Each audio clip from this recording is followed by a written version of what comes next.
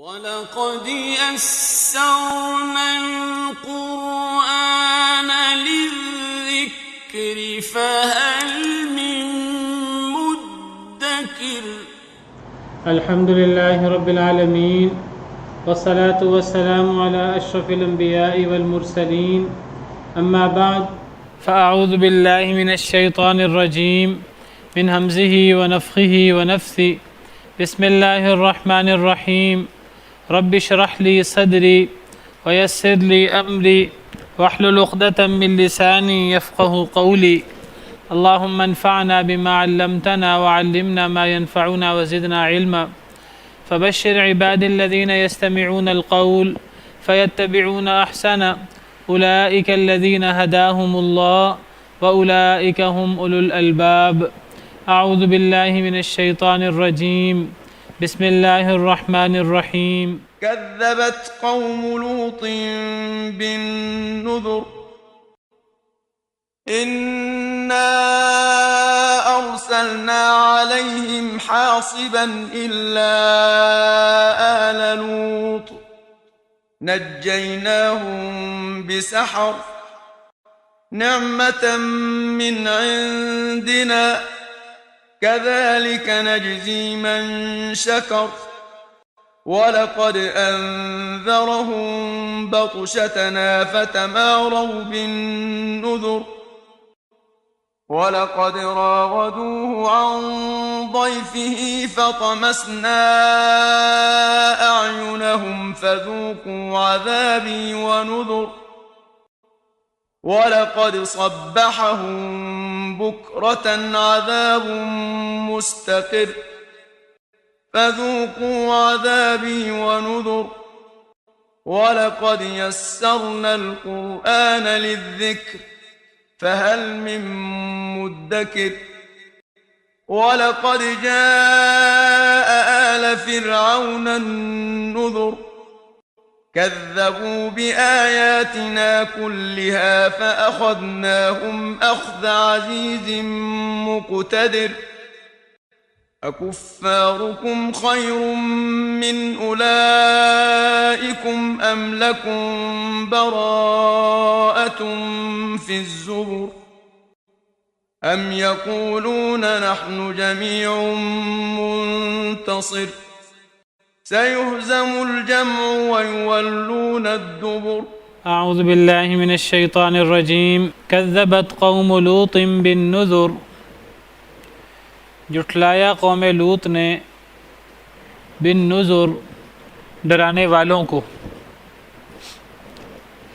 انا ارسلنا علیہم حاصبا بے شک ہم نے بھیجی ان کے اوپر حاصبا ہوا پتھروں والی ہوا الا آل لوط سوائے آل لوط کے سوائے لوط علیہ السلام کے گھر والوں کے وہ گھر والے جو ان پر ایمان لائے نجیناہم بسحر ہم نے نجات دی ان کو بسحر سحری کے وقت یہ جو عذاب آیا تھا قوم لوط پر یہ عذاب کب آیا تھا یہ عذاب سورہ طلوع ہوتے وقت آیا تھا جس طرح سورہ حجر میں اللہ تعالیٰ فرماتے ہیں فَأَخَذَتْهُمُ الصَّيْحَةُ مُشْرِقِينَ بس ان کو چیخ نے پکڑ لیا اشراق کے وقت تو یہ چاشت کے وقت اشراق کے وقت جب سورج نکلا اس وقت یہ عذاب آیا تھا تو اللہ تعالیٰ نے حضرت لوط علیہ السلام اور ان کے گھر والوں کو جو ایمان لائے تھے انہیں راتوں رات نکلنے کا حکم دیا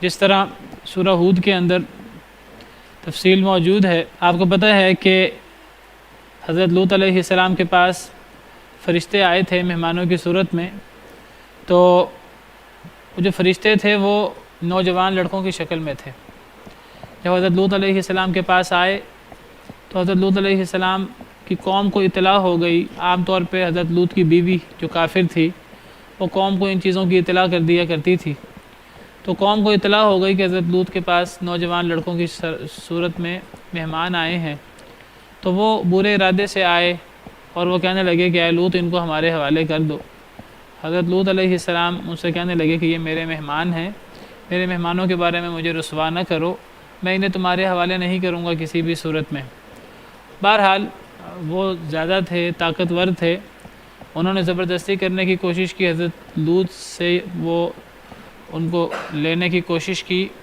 مہمانوں کو، تو حضرت لوط علیہ السلام کہنے لگے کاش کہ میرے پاس کوئی قوت ہوتی، کاش کہ میرے پاس کوئی مضبوط قلعہ ہوتا تو میں وہاں پناہ لیتا۔ تو یہ سورہ ہود میں یہ سارا واقعہ تفصیل سے موجود ہے۔ جی وہ نبی صلی اللہ علیہ وسلم نے اس کا ذکر فرمایا ہے، حدیث میں آتا ہے، آپ نے فرمایا اللہ تعالیٰ لوط علیہ السلام پر رحم کرے، وہ رکن شدید کی طرف پناہ لینے کی انہوں نے خواہش کی یا ارادہ کیا۔ بہرحال میں صرف اشارتاً یہ واقعہ ذکر کر رہا ہوں۔ تو حضرت لوط علیہ السلام کے پاس وہ مہمان آئے تھے، تو قوم والے آ گئے اور انہوں نے کہا کہ مہمانوں کو ہمارے حوالے کر دو۔ حضرت لوط علیہ السلام نے انہیں واعظ کیا اور انہیں ڈرایا اور کہا کہ یہ جو میری قوم کی بیٹیاں ہیں، تمہاری بیویاں، یہ تمہارے لیے زیادہ پاکیزہ ہیں، اگر تمہیں اپنی کوئی جنسی خواہش پوری کرنی ہے تو ان سے اپنی جنسی خواہش پوری کرو، اپنی بیویوں سے، مجھے میرے مہمانوں کے بارے میں رسوا نہ کرو۔ کہنے لگے کیا تم میں سے کوئی بھی عقل مند آدمی نہیں ہے، تم میں سے کوئی بھی نیک آدمی نہیں ہے جو تمہیں سمجھا سکے؟ وہ کہنے لگے نہیں، ہماری عورتوں میں کوئی رغبت نہیں ہے، ہم کیا چاہتے ہیں آپ کو پتہ ہے۔ تو حضرت لوط نے کہا تھا کاش کہ میرے پاس قوت ہوتی، یہ سورہ ہود کے اندر آیت نمبر 80، کاش کہ میرے پاس قوت ہوتی یا میں کسی مضبوط قلعے کا سہارا پکڑتا۔ بہرحال تو آیت نمبر 81 میں ہے، اب فرشتوں نے اپنا آپ ظاہر کر دیا۔ قالوا یا لوط انا رسول ربک، وہ کہنے لگے اے لوط بے شک ہم آپ کے رب کے رسول ہیں، ہم انسان نہیں ہیں، ہم یہ جو نوجوان لڑکوں کی شکل میں ہیں تو ہم انسان نہیں ہیں، ہم تو آپ کے رب کے رسول ہیں، یعنی فرشتے ہیں ہم۔ لن یصلوا الیک، یہ ہرگز نہیں آپ تک پہنچ سکیں گے۔ فاسر باہلک بقطع من اللیل، آپ اپنے گھر والوں کو راتوں رات لے کے نکل جائیں۔ ولا یلتفت منکم احد، اور تم میں سے کوئی بھی منہ موڑ کر نہ دیکھے، الا امرأتک، سوائے آپ کی بیوی کے، انہ مصیبها ما اصابہم، آپ کی بیوی کو بھی وہی پہنچے گا جو انہیں پہنچے گا۔ ان موعدہم الصبح، ان کے لیے صبح کا وقت مقرر کیا گیا ہے۔ الیس الصبح بقریب، کیا صبح قریب نہیں ہے؟ تو ان کے عذاب کے لیے صبح کا وقت مقرر ہوا تھا، سورج نکلنے کا وقت، اور حضرت لوط علیہ السلام کو فرشتوں نے کہہ دیا آپ راتوں رات نکل جائیں۔ تو حضرت لوط علیہ السلام سحری کے وقت نکل گئے اور اللہ نے سحری کے وقت انہیں نجات دی، جس طرح ہم پڑھ رہے ہیں نجیناہم بسحر۔ تو حضرت لوط علیہ السلام کیسے نکلے، قوم والوں سے کیسے نکلے؟ تو وہ کہا جاتا ہے کہ فرشتوں نے جو ہے وہ پر مارا، اور وہ جو لوگ آئے تھے برے ارادے سے، تو ان کی آنکھیں ڈیلوں سے باہر آ گئیں، ان کے چہرے مسخ ہو گئے اور ان کو نظر نہیں آ رہا تھا کچھ بھی۔ یہ وہ لوگ تھے جو برے ارادے سے آئے تھے، تو ان کا ذکر ابھی آگے آ رہا ہے۔ اللہ تعالیٰ فرماتے ہیں ہم نے ان کی آنکھیں مٹا دیں، ہم نے ان کے چہروں کو مسخ کر دیا۔ جب ان کو چہروں کو مسخ کیا گیا تو وہ حضرت لوط علیہ السلام کو دھمکیاں دیتے ہوئے، ان کو ابھی تک سمجھ نہیں آئی، وہ حضرت لوط علیہ السلام کو دھمکیاں دیتے ہوئے بھاگ گئے، کہنے لگے تم سے صبح نمٹ لیں گے۔ انہیں نہیں پتا تھا کہ اب تو اللہ کا عذاب جو ہے وہ مستقل ایک عذاب ان پر آ رہا ہے۔ بہرحال ان پر عذاب سورج نکلنے کے وقت آیا تھا، اور اللہ تعالیٰ نے حضرت لوط علیہ السلام کو اور ان کے گھر والوں کو سحری کے وقت ہی نجات دے دی تھی۔ یہ مطلب ہے نجیناہم بسحر۔ تو سحری کا وقت بڑا ہی بابرکت وقت ہے، صبح کا وقت بابرکت وقت ہے، اور صبح کا وقت انسان کو ڈرنا چاہیے۔ میں نے ذکر کیا تھا کل بھی کہ اکثر قوموں پر جو عذاب آیا وہ صبح کے وقت آیا ہے، اور قیامت بھی جمعہ کے دن صبح کے وقت ہی آنی ہے۔ اور انسانوں اور جنوں کے علاوہ ہر جانور جمعہ کے دن صبح کی نماز کے بعد خوف زدہ رہتا ہے کہ کہیں قیامت نہ آ جائے۔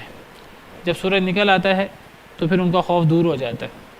تو جمعہ کے دن قیامت آنی ہے سورج نکلتے وقت، اس سے پہلے قیامت آنی ہے۔ بہرحال تو صبح کا وقت بابرکت وقت ہوتا ہے، اس وقت میں اللہ کی عبادت کرنی چاہیے اور ذکر و اذکار کرنے چاہیے۔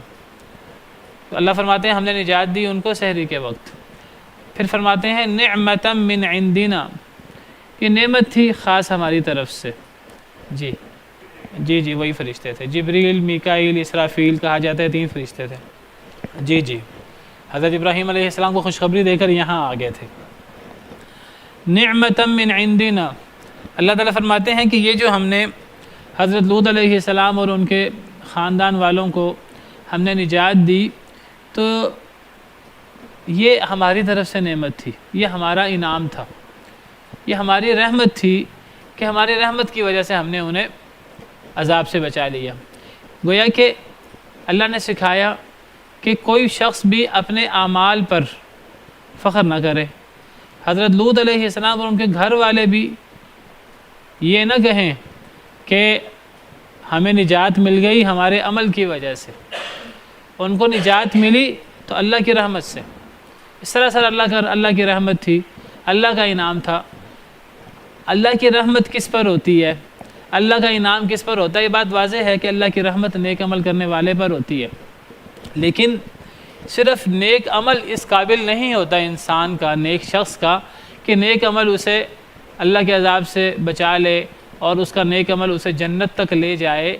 انسان کا نیک عمل وہ اس قابل نہیں ہوتا کہ صرف انسان کا نیک عمل اسے اللہ سے بچا لے، اسے جنت اللہ کی نعمتوں کا حقدار کر دے۔ اور اللہ کی رحمت جب اس نیک عمل کے ساتھ شامل حال ہوتی ہے تو اللہ کی رحمت انسان کو مصیبتوں سے بچاتی ہے، اور اللہ کی رحمت انسان کو پھر جنتوں کا اور اللہ کی نعمتوں کا حقدار کرتی ہے۔ تو اللہ تعالیٰ نے یہاں بتایا کہ حضرت لوط علیہ السلام کو اور ان کے گھر والوں کو جو ہم نے نجات دی تھی سحری کے وقت، تو یہ ہمارا انعام تھا، یہ ہماری نعمت تھی، ہماری رحمت تھی۔ تو کوئی بندہ اپنی نیکی پر، اپنی نمازوں پر، اپنے روزوں پر، اپنے نیک اعمال پر فخر نہ کرے، غرور نہ کرے، یہ تکبر کی بدترین قسم ہے۔ یہ تکبر اور فخر کی بدترین قسم ہے۔ ایسی قسم ہے انسان دنیا کے تکبر سے کم تباہ ہوتا ہے، یہ نیکی کا تکبر، نیکی کا غرور تو انسان کو تباہ کر کے رکھ دیتا ہے۔ کئی ایسے لوگ ہیں ان کو ان کی نیکی اور ان کا علم کا غرور انہیں تباہ کر ڈالتا ہے۔ اللہ تعالیٰ فرماتے ہیں افرأیت من اتخذ الہہ ہوا واضلہ اللہ علی علم، اے نبی کیا آپ نے اس شخص کو دیکھا کہ جس نے اپنا معبود اپنی خواہش کو بنا لیا، وَأَضَلَّهُ اللَّهُ عَلَىٰ عِلْمٍ، اللہ نے اس کے علم کے باوجود اللہ نے اسے گمراہ کر دیا، وَخَتَمَ عَلَىٰ سَمْعِهِ وَقَلْبِهِ وَجَعَلَ عَلَىٰ بَصَرِهِ غِشَاوَةً، اور اللہ نے اس کے کانوں پر، اس کے دل پر اور مہر لگا دی اور اس کی آنکھوں پر پردہ ڈال دیا۔ فَمَن يَهْدِيهِ مِن بَعْدِ اللَّهِ، اب کون اسے ہدایت دے گا اللہ کے بعد؟ تو یہ جو نیکی کا غرور ہوتا ہے اور یہ جو علم کا غرور ہوتا ہے، یہ بہت بڑا غرور ہے اور یہ بہت بڑا تکبر ہے۔ شیطان اسی نیکی کے غرور میں مبتلا ہوا، اور اسی نیکی کے غرور میں مبتلا ہو کر شیطان جو ہے وہ اللہ کی رحمتوں سے دور ہوا اور اللہ کی لعنتوں کا حقدار بنا۔ وعلیہ باللہ، وعلیکم السلام و اللہ وبرکاتہ۔ تو نبیوں کو بھی، یہاں نبی کی بات ہو رہی ہے، حضرت لوط علیہ السلام اور نبی کے گھر والوں کی بات ہو رہی ہے، تو نبیوں کا عمل بھی، صرف ان کا عمل انہیں اللہ کے عذاب سے نہیں بچا سکتا، اور وہ انہیں اللہ کی نعمتوں اور اللہ کی جنتوں کا حقدار نہیں قرار دے سکتا۔ اسی لیے نبی صلی اللہ علیہ وسلم کا ارشاد ہے کہ نبی صلی اللہ علیہ وسلم نے فرمایا کہ اے لوگو، تمہیں تمہارے اعمال جنت میں نہیں لے جائیں گے، بلکہ تمہیں اللہ کی رحمت جنت میں لے کے جائے گی۔ حدیث مبارکہ ہے، صحیح بخاری کی حدیث ہے۔ حضرت ابو ہریرہ فرماتے ہیں کہ میں نے نبی صلی اللہ علیہ وسلم کو سنا، آپ فرما رہے تھے لن يدخل احدا عمله الجنہ، کہ کسی ایک کو اس کا عمل کبھی بھی جنت میں نہیں لے جا سکتا۔ صحابہ کرام نے عرض کیا ولا انت یا رسول اللہ، اے اللہ کے رسول صلی اللہ علیہ وسلم، ٹھیک ہے ہم تو امتی ہیں، ہمارے عمل بڑے ناقص ہیں، بڑے کم ہیں، ہمیں تو ہمارے عمل جنت میں نہیں لے جا سکتے، آپ کے عمل تو انگنت ہیں، تو آپ کو آپ کے عمل بھی جنت میں نہیں لے جا سکتے۔ قال، آپ نے فرمایا لا، نہیں، ولا انا، مجھے بھی نہیں، مجھے بھی میرے عمل جنت میں نہیں لے جا سکتے۔ صرف عمل انسان کا نیک وہ انسان کو جنت میں نہیں لے جا سکتا۔ الا ان یتغمدنی اللہ بفضل ورحمہ، مگر یہ کہ ڈھانپ لے مجھے اللہ تعالیٰ اپنے فضل اور اپنے رحمت سے، مجھے اللہ کا فضل، اللہ کی رحمت میرے ساتھ شامل حال ہوگی تو میرا عمل اس کو پر لگ جائیں گے، اور اللہ کی رحمت اور اللہ کی نعمت سے، اللہ کی رحمت اور اللہ کے فضل مجھے جنت میں لے جائے گا۔ تو اس سے پتہ لگا کہ یہ تو نبی صلی اللہ علیہ وسلم کی بات ہو رہی ہے، اور یہاں سیدنا لوط علیہ السلام کی بات ہو رہی ہے، جلیل القدر پیغمبر کی۔ اللہ فرماتے ہیں کہ ان کو جو نجات ملی تو وہ ہماری رحمت سے نجات ملی۔ اسی طرح سورہ ہود میں اللہ تعالیٰ نے سیدنا ہود علیہ السلام کا قصہ بیان کیا، سیدنا صالح علیہ السلام کا قصہ بیان کیا، سیدنا شعیب علیہ السلام کا قصہ بیان کیا۔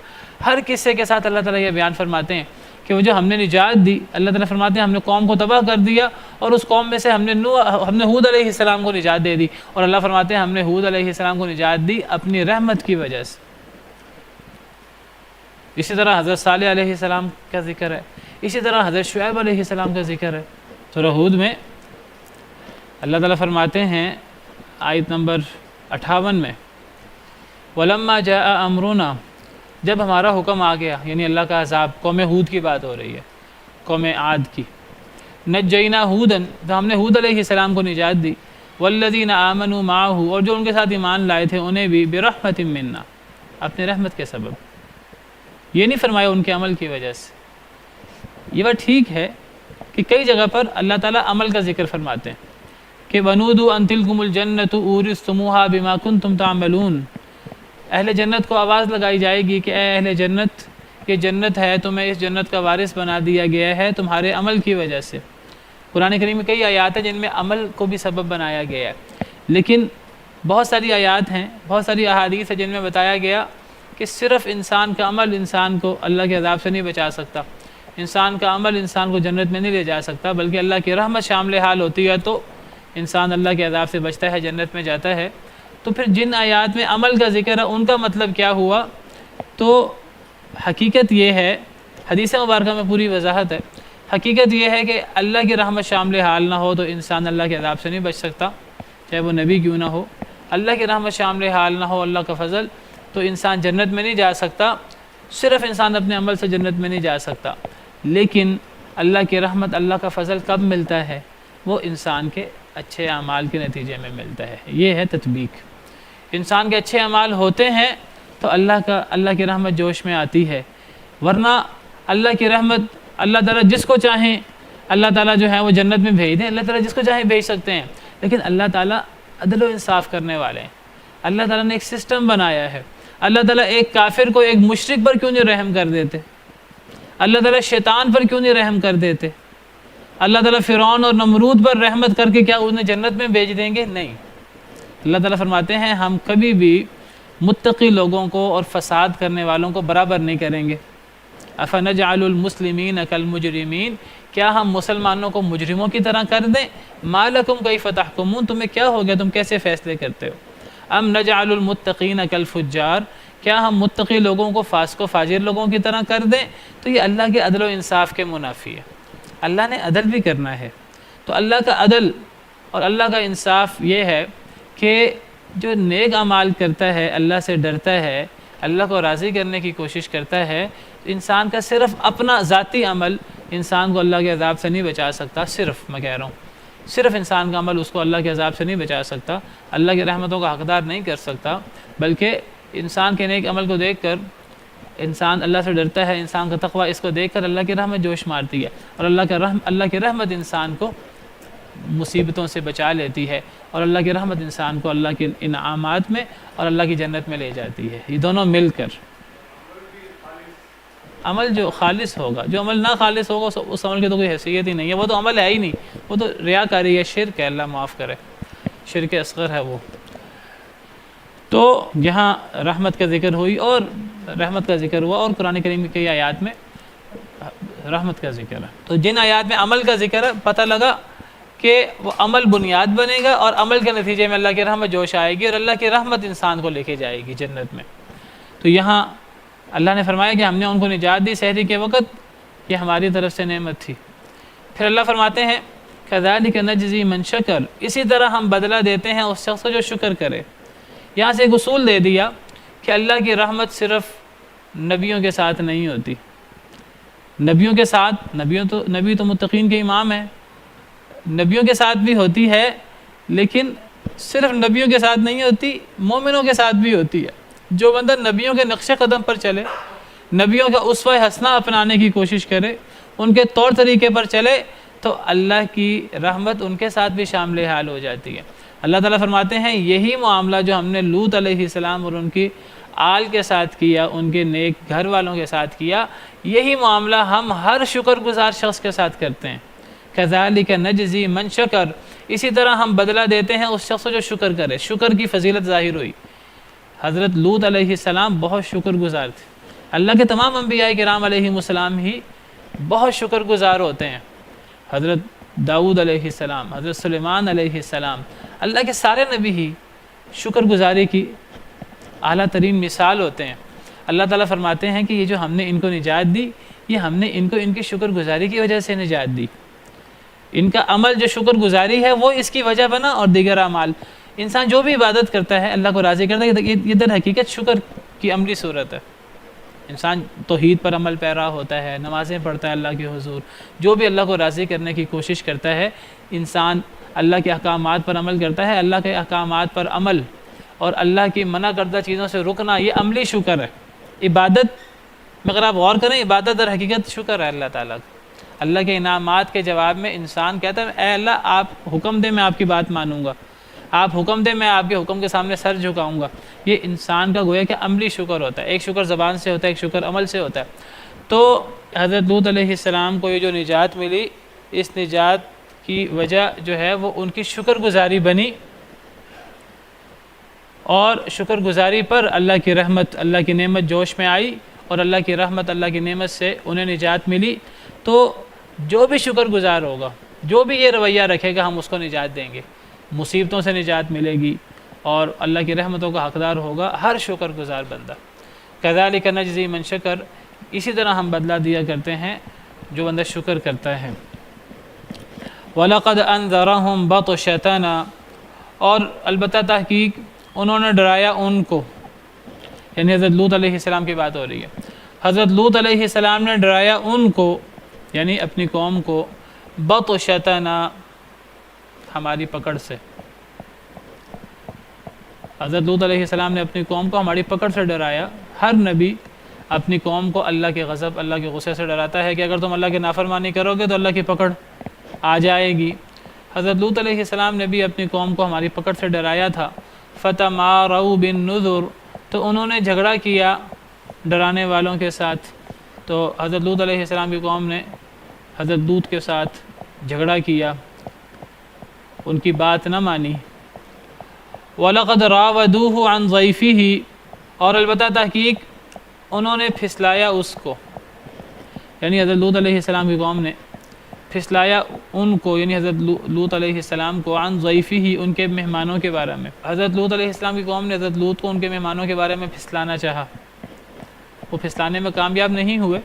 انہوں نے حضرت لوط علیہ السلام کو ان کے مہمانوں کے بارے میں بہکانا چاہا، پھسلانا چاہا، اور حضرت لوط علیہ السلام سے مہمان لے کر ان مہمانوں کے ساتھ برا معاملہ کرنا چاہا.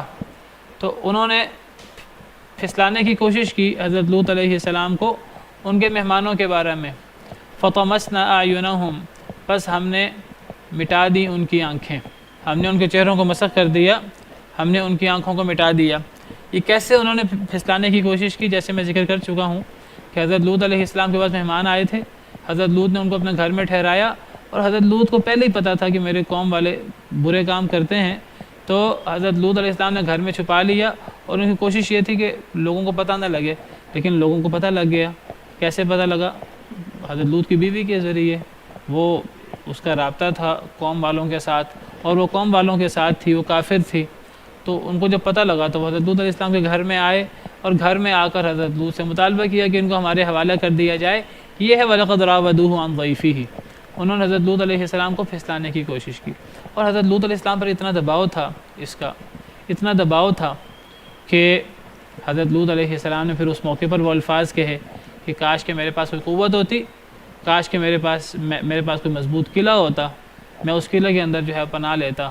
اور حضرت لوط علیہ السلام نے کہا کہ میری قوم کی بیٹیاں ہیں، یہ زیادہ پاکیزہ ہیں، تم نے اگر اپنی خواہش پوری کرنی ہے ان سے خواہش پوری کرو. تو یہ ہے کہ انہوں نے جو حضرت لوط علیہ السلام کو ان کے مہمانوں کے بارے میں پھسلانے کی کوشش کی. حضرت لوط علیہ السلام نے مہمانوں کا جو عزت و احترام ہے، یہ اعلیٰ ترین اخلاق ہے. ہر نبی نے اکرام الضیف، مہمانوں کے ساتھ حسن سلوک، اس اعلیٰ اخلاق کا جو ہے وہ عملی مظاہرہ پیش کیا. حضرت ابراہیم علیہ السلام نے، حضرت لوط علیہ السلام نے. حضرت لوط علیہ السلام آخر تک ڈٹے رہے. پھر جب قوم والوں نے جو ہے وہ پھر باز نہ آئے تو پھر آخرکار فرشتوں نے پھر ان کی آنکھوں پر مارے. فطمسنا اعینہم، جب قوم والے باز نہ آئے، آپ سمجھیے گھر کا دروازہ توڑ دیا یا جس طرح بھی، تفصیلات نہیں ہیں قرآن و حدیث میں، تو اب حضرت لوط علیہ السلام کچھ بھی نہیں کر سکتے تھے۔ اب فرشتوں نے اپنے آپ ظاہر کر دیا اور انہوں نے گویا کہ ان کی آنکھوں پر مارا، تو اللہ تعالیٰ فرماتے ہیں کہ ہم نے ان کی آنکھیں مٹا دی، ان کی آنکھیں مٹا دی۔ بعض تو کہتے ہیں کہ ان کو نظر آنا بند ہو گیا۔ جب انہوں نے حضرت لوط علیہ السلام کے گھر کو توڑا، دروازے کو توڑا، تو انہیں نظر ہی کچھ نہ آیا، پریشان ہو گئے سارے ہی، انہیں نظر ہی کچھ نہ آیا، انہیں کوئی مہمان نظر نہیں آئے۔ بعض کہتے ہیں یہ مراد فطمسنا اعینہم سے، لیکن زیادہ بہتر محسوس یہ ہوتا ہے کہ فطمسنا اعینہم سے مراد ہے کہ فرشتوں نے پر مارے یا کسی ایسے طریقے سے ان پر حملہ کیا، ان جو لوگ آئے تھے بہت زیادہ، کہ ان کی آنکھیں مٹا ڈالیں، باقاعدہ ان کی آنکھیں ان کے ڈیروں سے باہر آ گئیں۔ یہ ایک عذاب تھا، کیونکہ آگے پھر عذاب کا ذکر ہے، فذوقوا عذابی ونذر، پس چکھو میرا عذاب اور میرا ڈرانا۔ یہ ایک الگ عذاب تھا، اور یہ ان لوگوں کے لیے خاص تھا جو مہمانوں کے ساتھ برا معاملہ کرنے آئے تھے۔ سارے لوگ نہیں آئے تھے، جن کو پتہ لگا وہ آئے تھے، باقی لوگ بھی برے کام کرتے تھے لیکن وہ نہیں آئے تھے۔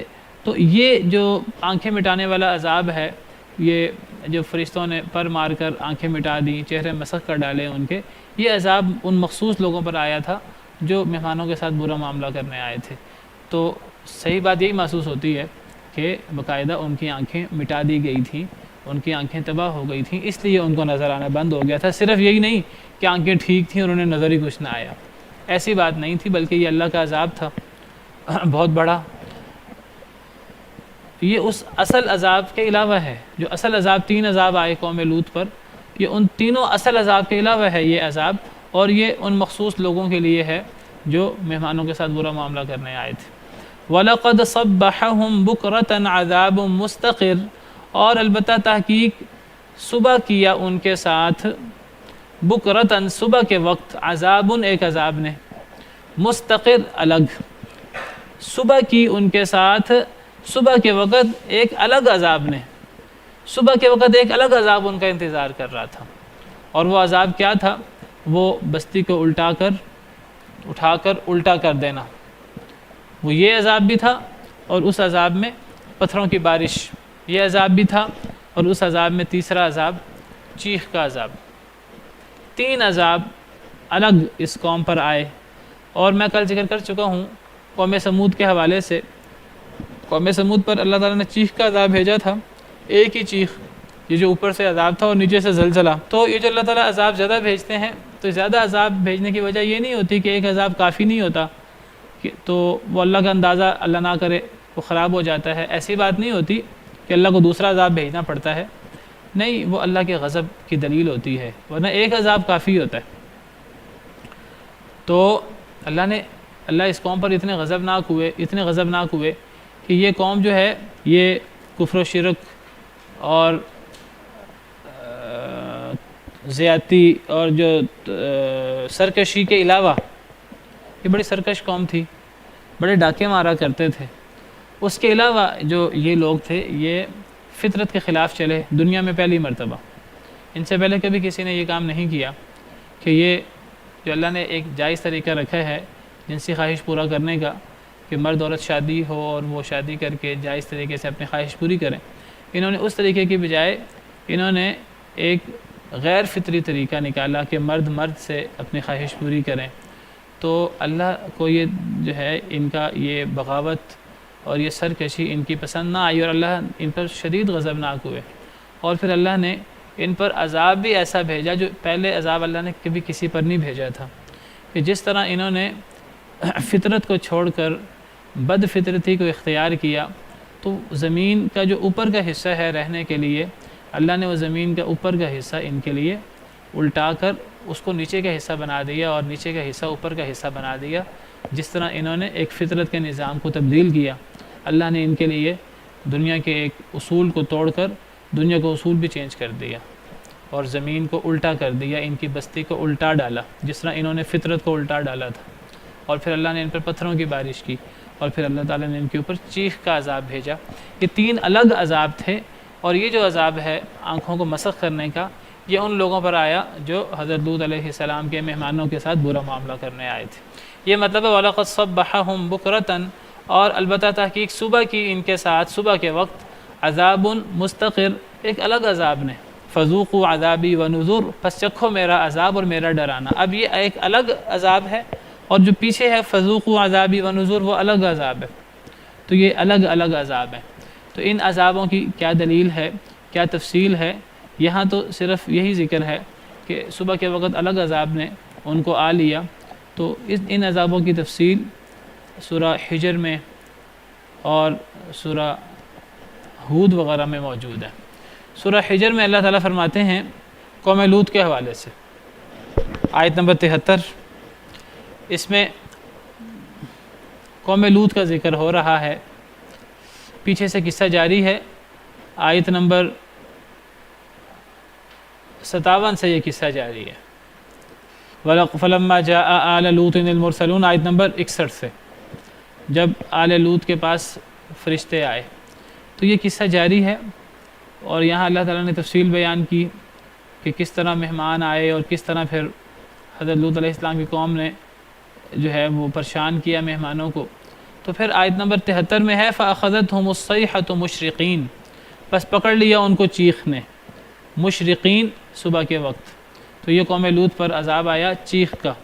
اور اگلی آیت میں آیت نمبر 74 میں اللہ فرماتے ہیں فَجَعَلْنَا عَالِيَهَا سَافِلَهَا، پس ہم نے کر دیا ان کی بستی کے اوپر والے حصے کو ان کی بستی کا نچلا حصہ، اوپر کا حصہ نچلا حصہ کر دیا، یعنی بستی الٹا دی، یہ دوسرا عذاب ہے۔ وَأَمْطَرْنَا عَلَيْهِمْ حِجَارَةً مِّن سِجِّيلٍ، اور ہم نے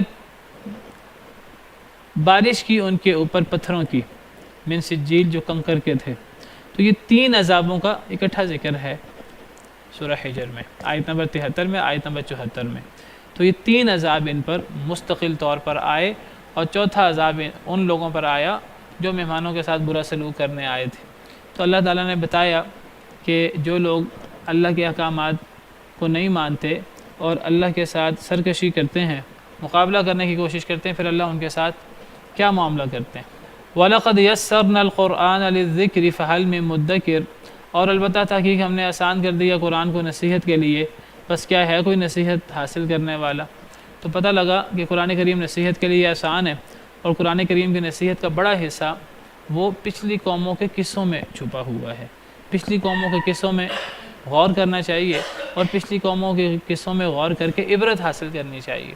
جس طرح اللہ تعالیٰ نے فرمایا لَقَدْ كَانَ فِي قَصَصِهِمْ عِبْرَةٌ لِأُولِي الْأَلْبَابِ، کہ ان قوموں کے قصوں میں عقل مندوں کے لیے عبرت ہے۔ جس طرح اللہ تعالیٰ نے حضرت موسیٰ اور فرعون کا قصہ ذکر فرمایا، اور اللہ نے قصہ ذکر کرنے کے بعد فرمایا إِنَّ فِي ذَلِكَ لَعِبْرَةً لِمَن يَخْشَىٰ، بے شک اس قصے میں البتہ عبرت ہے اس شخص کے لیے جو ڈرے۔ تو سب سے زیادہ نصیحت پرانی قوموں کے قصوں سے حاصل ہوتی ہے، اور قرآن کریم میں جنت جہنم کے واقعات سے اور دیگر اللہ تعالیٰ اپنی نعمتیں ذکر کرتے ہیں، ان سے بھی نصیحت حاصل ہوتی ہے۔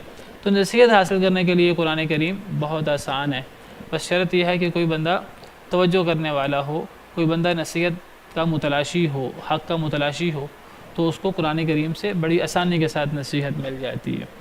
اب اس کے بعد اللہ تعالیٰ فرعون اور حضرت موسیٰ کا ذکر کر رہے ہیں۔ وَلَقَدْ جَاءَ آلَ فِرْعَوْنَ النُّذُرُ، اور البتہ تحقیق آئے آل فرعون کے پاس بھی ڈرانے والے۔ آل فرعون کے پاس، فرعون اور اس کی آل کے پاس، فرعون اس کے ساتھیوں کے پاس بھی ڈرانے والے آئے، حضرت موسیٰ، حضرت ہارون۔ کذبوا بآیاتنا کلیہا، انہوں نے جھٹلایا ہماری تمام آیات کو، تمام نشانیوں کو۔ کیا مطلب ہماری تمام نشانیوں کو جھٹلایا؟ یعنی جتنے معجزے بھیجے ان سب معجزوں کو جھٹلا دیا۔ اللہ نے جو حضرت موسیٰ علیہ السلام پر وحی کی تھی، جو صحیفے بھیجے تھے، حضرت موسیٰ علیہ السلام پر جو تورات اتری تھی، یاد رکھیے وہ تورات فرعون کے دور میں نہیں اتری، وہ تورات فرعون کے غرق ہونے کے بعد اتری ہے۔ تو حضرت موسیٰ علیہ السلام پر فرعون کے غرق ہونے سے پہلے یا تو صحف موسیٰ تھے، اور یا پھر جو اللہ کی طرف سے وحی ہوتی تھی وہ، یا پھر جو اللہ کی طرف سے معجزے اترے، اور وہ معجزے تھوڑے نہیں تھے، بڑے معجزے دو تھے۔ ایک حضرت موسیٰ کا عصا جو سانپ بن جاتا تھا، اور ایک ید بیضا، ہاتھ بغل میں ڈالتے تھے تو وہ چمکدار نکلتا تھا۔ اور پھر اللہ نے 7 معجزے اور بھی دیے، طوفان، ٹڈیاں اور مینڈک اور جوئیں اور خون اور دیگر معجزات۔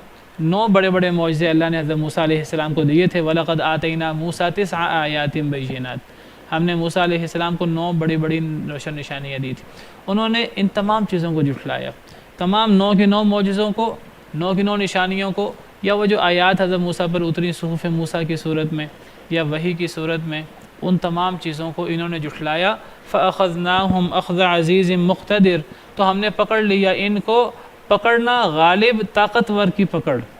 ہم نے ان کو اس طرح پکڑا، فرعون آل فرعون کو، جیسے ایک غالب پکڑتا ہے، ایک طاقتور شخص پکڑتا ہے، اس طرح ہم نے ان کو پکڑا۔ دیکھیے قرآن کریم میں ذکر ہے فَأَرْسَلْنَا عَلَيْهِمُ الطُّوفَانَ وَالْجَرَادَ وَالْقُمَّلَ وَالضَّفَادِعَ وَالدَّمَ، طوفان کی صورت میں اور ٹڈیوں کی صورت میں، مینڈکوں کی صورت میں اور جوؤں کی صورت میں اور خون کی صورت میں۔ وہ اس کو آپ عذاب اس معنی میں کہہ سکتے ہیں کہ وقتی ایک عذاب تھا، لیکن وہ ایسا عذاب نہیں تھا کہ جس کی وجہ سے قوم تباہ ہو جاتی پوری، بلکہ وہ اصل میں معجزہ تھا حضرت موسیٰ علیہ السلام کا کہ نہ ماننے کی وجہ سے ان پر یہ مصیبت آتی۔ وہ حضرت موسیٰ سے کہتے کہ موسیٰ اپنے رب سے دعا کریں کہ مصیبت ہم سے ٹل جائے، ہم ایمان لے آئیں گے۔ حضرت موسیٰ اللہ سے دعا کرتے اور وہ مصیبت ٹل جاتی، تو گویا کہ وہ نشانیاں تھیں۔ اور ویسے عذاب بھی نشانی ہی ہوتا ہے، لیکن یہ ایسا عذاب نہیں تھا جو عذاب کسی قوم کو تباہ کر دیتا ہے۔ تو 5 یہ تھے، 2 وہ، اور اس طرح دیگر نشانیاں۔ تو اللہ تعالیٰ نے 9 کا ذکر کیا ہے قرآن کریم کے کئی مقامات پر۔ فی 9 آیات الی فرعون وقومہ، سورہ قصص میں بھی ذکر ہے اور سورہ بنی اسرائیل میں بھی ذکر ہے کہ حضرت موسیٰ علیہ السلام کو اللہ نے 9 بڑی بڑی نشانیاں دی۔ تو ان عذابوں کو بھی نشانیوں کی صورت میں، نشانیوں میں بیان کیا گیا ہے۔ تو فرمایا کہ فرعون آل فرعون کے پاس بھی ڈرانے والے آئے حضرت موسیٰ اور حضرت ہارون کی صورت میں، لیکن جس طرح پرانی قوموں نے اپنے رسولوں کا دھیان نہیں کیا، وہ اپنے رسولوں پر ایمان نہیں لائے، تو اس طرح فرعون اور آل فرعون نے بھی اپنے رسولوں کا دھیان نہیں کیا، انہوں نے ہماری تمام نشانیوں کو جھٹلا دیا۔ فَأَخَذْنَاهُمْ أَخْذَ عَزِيزٍ مُقْتَدِرٍ، پھر ہم نے ان کی پکڑ کی۔ اور جب اللہ پکڑ کرتے ہیں پھر اللہ کی پکڑ نرم نہیں ہوتی۔ اللہ رحیم و کریم تو ہیں، اللہ معاف تو کر دیتے ہیں، ڈھیل تو دے دیتے ہیں، لیکن جب اللہ کی پکڑ ہوتی ہے پھر اللہ کی پکڑ بڑی سخت ہوتی ہے۔ اللہ تعالیٰ فرماتے ہیں وَكَذَلِكَ أَخْذُ رَبِّكَ إِذَا أَخَذَ الْقُرَىٰ وَهِيَ ظَالِمَةٌ، اسی طرح اللہ کی پکڑ ہوتی ہے جب اللہ ظالم لوگوں کو پکڑتے ہیں، اور جب وہ لوگ جو ہیں وہ ظالم ہوتے ہیں۔ جب اللہ بستیوں کی پکڑ کرتے ہیں اور بستیاں ظالم ہوتی ہیں تو اللہ کی پکڑ اسی طرح ہوتی ہے۔ إِنَّ أَخْذَهُ أَلِيمٌ شَدِيدٌ، اللہ کی پکڑ بڑی دردناک ہوتی ہے، بڑی سخت ہوتی ہے۔ پھر اللہ تعالیٰ چھوڑتے نہیں ہیں، پھر تباہ و برباد ہو جاتے ہیں وہ لوگ۔ تو اللہ فرماتے ہیں کہ آل فرعون کو بھی ہم نے پھر ایک مضبوط پکڑ میں پکڑا، ایک ایسے شخص کی پکڑ جو بڑا ہی غالب ہو، جو بڑا ہی طاقتور ہو۔ اللہ سے بڑھ کر غالب کون ہے؟ اللہ سے بڑھ کر طاقتور کون ہے؟ تو اللہ تعالیٰ فرماتے ہیں ہم نے ان کو عزیز اور مقتدر شخص کی پکڑ کی طرح پکڑا، تمام کو تباہ و برباد کر دیا، تمام فرعون اور آل فرعون کو جو ایمان نہیں لائے، جس طرح اللہ نے پچھلی تمام قوموں کو ایمان نہ لانے والوں کو تباہ کیا۔ تو یہاں تک اللہ نے پچھلی قوموں کے حالات بیان کیے ہیں۔ کہا جاتا ہے کہ جیسے میں نے ذکر کیا، ابھی آپ کے سامنے اشارہ کیا کہ حضرت موسیٰ علیہ السلام پر جو تورات اتری ہے وہ تورات فرعون کے غرق ہونے کے بعد اتری ہے۔ جس طرح اللہ تعالیٰ فرماتے ہیں سورہ قصص میں، سورہ قصص آیت نمبر 43، وَلَقَدْ آتَيْنَا مُوسَى الْكِتَابَ مِن بَعْدِ مَا أَهْلَكْنَا الْقُرُونَ الْأُولَى بَصَائِرَ لِلنَّاسِ، البتہ تحقیق ہم نے دی موسیٰ علیہ السلام کو کتاب اس کے بعد کہ ہم نے پچھلی سب بستیوں کو ہلاک کر دیا۔ پچھلی بستیوں کو ہم نے ہلاک کیا تو اس کے بعد ہم نے موسیٰ علیہ السلام کو کتاب دی، یعنی تورات دی۔ اور تورات کیوں دی؟ بصائر للناس، لوگوں کی بصیرت کے لیے، لوگوں کی ہدایت کے لیے اور رحمت کے لیے، لعلہم یتذکرون، تاکہ لوگ نصیحت پکڑیں۔ تو یہ حضرت موسیٰ علیہ السلام کو تورات ملی ہے کوہ طور پر، اور حضرت موسیٰ علیہ السلام کوہ طور سے جب تورات لے کر آئے اپنی قوم کے پاس تو قوم والے پوجا میں مبتلا ہو چکے تھے۔ تو حضرت موسیٰ علیہ السلام کو اللہ نے کتاب دی ہے پچھلی بستیوں کو ہلاک کرنے کے بعد۔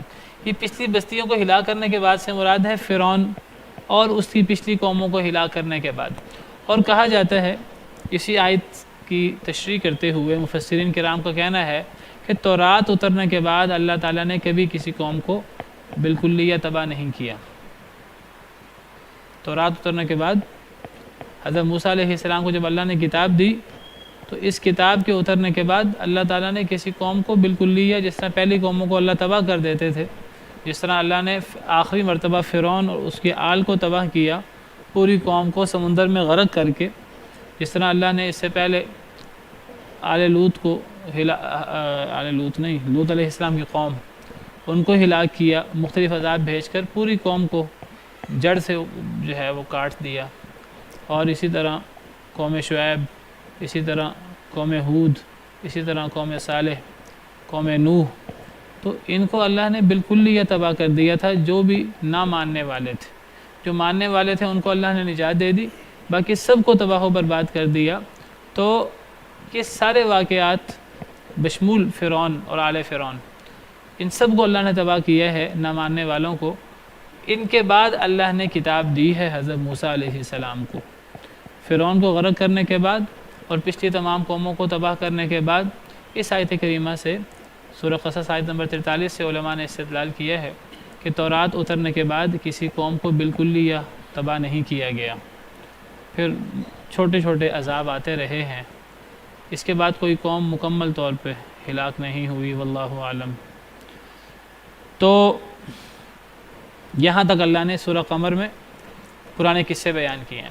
اب پھر دوبارہ اللہ تعالیٰ کا توجہ قریش کی طرف ہے۔ سورت کے شروع میں بھی قریش کو خطاب ہے کہ قیامت قریب آ چکی ہے، چاند 2 ٹکڑے ہو چکا ہے، اور تمہیں اس اللہ کی نشانی کو مان لینا چاہیے اور تمہیں نبی صلی اللہ علیہ وسلم پر ایمان لانا چاہیے۔ لیکن کفار نے اس معجزے کو بھی دیگر معجزوں کی طرح جادو کہہ کر جھٹلا دیا۔ تو اللہ تعالیٰ فرماتے ہیں کہ اگر تمہارا یہی رویہ رہا جو تم رویہ پیش کر رہے ہو تو پچھلی قوموں کو تو اللہ نے تباہ کر دیا، اللہ کے لیے تمہیں تباہ کرنا کیا مشکل ہے۔ اللہ فرماتے ہیں اکفارکم خیر من اولئکم، اے قریش کیا تمہارے کافر خیر زیادہ بہتر ہیں من اولئکم ان لوگوں کے کفار سے، جن کا میں نے ذکر کیا ہے، قوم نوح کا، قوم ہود کا، قوم صالح کا، قوم عاد، قوم سمود کا، اور پھر اس کے بعد قوم لوط کا، اور پھر آل فرعون کا۔ اللہ فرماتے ہیں کہ میں نے جن کا ذکر کیا ہے تو یہ جو تمام کفار تھے، کیا تمہارے کفار اے قریش ان کفار سے بہتر ہیں؟ کفر میں تو تم سب ایک برابر ہو۔ تو جب اللہ نے ان سب کو تباہ کر دیا تو اللہ تمہیں تباہ کیوں نہیں کریں گے؟ کیا تمہارا اللہ کے ساتھ کوئی رشتہ داری ہے؟ کیا اللہ نے تم سے کوئی وعدہ کر رکھا ہے؟ اکفارکم خیر من اولئکم، کیا تمہارے کافر زیادہ بہتر ہیں ان لوگوں سے؟ یہ اولئکم سے کم کا معنی نہیں کرنا، من اولئکم یہ اولئکم اولئکہ کے معنی میں۔ کیا تمہارے کافر زیادہ بہتر ہیں ان لوگوں سے، یعنی ان لوگوں کے کافروں سے؟ ان کے کافروں سے تمہارے کافر زیادہ بہتر ہیں؟ ہرگز نہیں، سب برابر ہیں۔ ام لکم براءۃ فی الزبر، یا کیا تمہارے لیے کوئی برات ہے صحیفوں میں؟ کیا اللہ نے اپنے صحیفوں میں تمہارے لیے کوئی برات اتار دی ہے تورات میں، انجیل میں، قرآن میں، کہ قریش کو اللہ تباہ نہیں کریں گے، قریش کو اللہ تعالیٰ ڈھیل دے دیں گے، قریش کو اللہ چھوڑ دیں گے؟ نہیں۔ جس طرح پچھلی قوموں کو اللہ نے تباہ کیا ہے، اگر تم پچھلی قوموں والا رویہ رکھو گے تو اللہ تمہیں تباہ کیوں نہیں کریں گے؟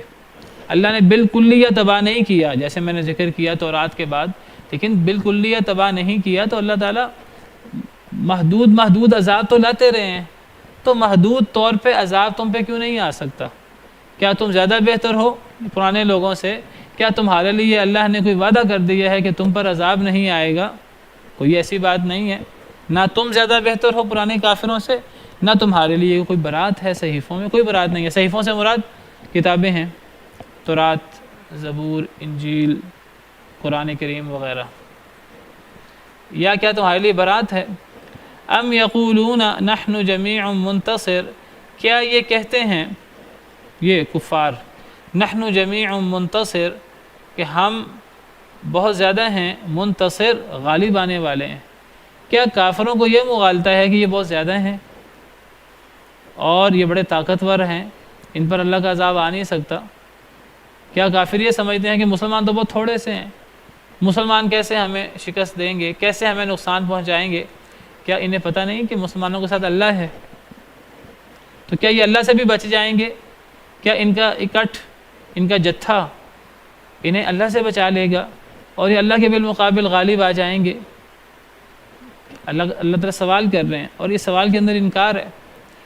کیا یہ سمجھتے ہیں کفار، کیا یہ کہتے ہیں ہم زیادہ لوگ ہیں، ہم جتھا ہیں، بہت زیادہ ہیں، منتصر ہم غالب آنے والے ہیں؟ کیا یہ سمجھتے ہیں؟ ایسا تو کبھی بھی نہیں ہو سکتا۔ سَيُهْزَمُ الْجَمْعُ وَيُوَلُّونَ الدُّبُرَ، ان قریب شکست کھا جائے گی۔ الجمع یہ جماعت، یہ جو اپنے آپ کو بہت زیادہ سمجھتے ہیں، جی ہم ہزاروں کی تعداد میں، ہم بڑے طاقتور ہیں، یہ ساری جو جماعت ہے یہ شکست کھا جائے گی۔ وَيُوَلُّونَ الدُّبُرَ، یہ پیٹھیں پھیر کر بھاگیں گے، پھیریں گے اپنی پیٹھیں۔ اللہ نے پیش گوئی فرما دی، یہ پیش گوئی جنگ بدر کی ہے، اس سے جنگ بدر مراد ہے۔ اللہ فرماتے ہیں یہ جو اپنے آپ کو بڑا جتھا سمجھتے ہیں، ہمارا جتھا بڑا مضبوط ہے، بڑے ہتھیار ہیں ہمارے پاس دنیاوی، بڑا مال و دولت، بڑی اقتدار ہے ہمارے پاس، بڑا اقتدار ہے، ہم بہت زیادہ لوگ ہیں، تو یہ جتھا ان کی مدد نہیں کر سکے گا۔ ان قریب یہ شکست کھائیں گے، یہ پورا کا پورا جتھا شکست کھا جائے گا، یہ پیٹھیں پھیر کر بھاگیں گے، انہیں سمجھ نہیں آئے گی کہ کہاں جائیں، زمین ان کے لیے تنگ ہو جائے گی۔ اور ایسا ہی ہوا۔ یہ بہت بڑا معجزہ ہے قرآن کا۔ اس صورت کے شروع میں بھی معجزہ بیان ہوا، شق قمر، اور اس صورت کے آخر میں بھی معجزہ بیان ہوا۔ یہ معجزہ ہے، اللہ نے پہلے خبر دے دی، اور جیسے اللہ نے خبر دی ویسے ہی ہوا۔ یہ شروع کے دور کی صورت ہے، سورہ قمر، یہ شروع دور میں نازل ہوئی۔ تو شروع کی صورت میں اللہ نے پیش گوئی فرما دی کہ ایک وقت آنے والا ہے کہ یہ پورا کا پورا جتھا جو ہے یہ تباہ و برباد ہو جائے گا۔ نبی صلی اللہ علیہ وسلم جنگ بدر کے موقع پر، حدیث میں آتا ہے، صحیح بخاری کی حدیث ہے، حضرت ابن عباس فرماتے ہیں کہ نبی صلی اللہ علیہ وسلم قبہ میں تھے، اپنے خیمے میں، اور آپ اللہ سے دعا کر رہے تھے جنگ بدر کی رات، اللہم انی انشدک عہدک، اے اللہ میں آپ کو آپ کا وعدہ یاد دلاتا ہوں، آپ نے وعدہ کیا تھا کہ مسلمانوں کو غلبہ ہوگا، ووعدک، آپ کا وعدہ یاد دلاتا ہوں، اللہم ان شئت لم تعبد بعد اليوم، اے اللہ اگر آپ چاہتے ہیں آج کے بعد آپ کی عبادت نہ ہو، کہ آپ چاہتے ہیں کہ آج کے بعد آپ کی عبادت نہ ہو، نبی صلی اللہ علیہ وسلم نے اللہ سے دعا کی، فاخذ ابو بکر بیدہ، تو حضرت ابو بکر نے آپ کا ہاتھ پکڑ لیا نبی صلی اللہ علیہ وسلم کا، عرض کرنے لگے حسبک یا رسول اللہ، اے اللہ کے رسول، اللہ آپ کو کافی ہو، فقد الححت علی ربک، آپ نے اللہ سے بڑی شدت سے دعا کر لی ہے، بہت لمبی دعا آپ نے کی تھی، چادر گر پڑی تھی آپ کی۔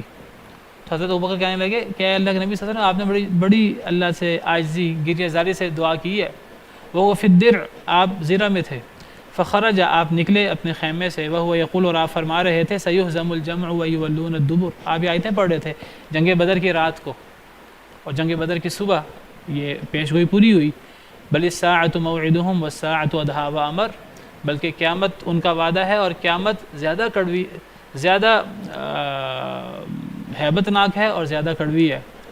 تو یہ آیات نبی صلی اللہ علیہ وسلم نے جنگ بدر کی رات پڑھی، اور یہ آیات پہلے اتر آئیں، وقت ختم ہو گیا ہے، میں اگلے لیکچر میں بتاؤں گا کہ یہ آیتیں شروع اسلام میں نازل ہوئی تھیں، یہ سورہ شروع اسلام میں نازل ہوئی تھی۔